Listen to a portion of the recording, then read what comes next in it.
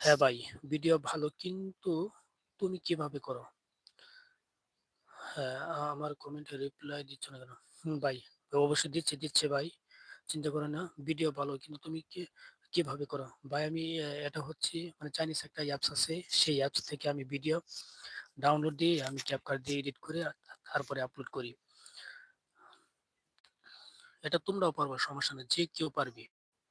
যে কেউ পারবে, এটা সবাই পারবে। এটা তুমিও পারবা। কপি পেস্ট ভিডিও করতে তুমিও পারবা। যে কেউ পারবে কপি পেস্ট ভিডিও। এটা হচ্ছে চাইনিজ অ্যাপস, কুইশো অ্যাপস।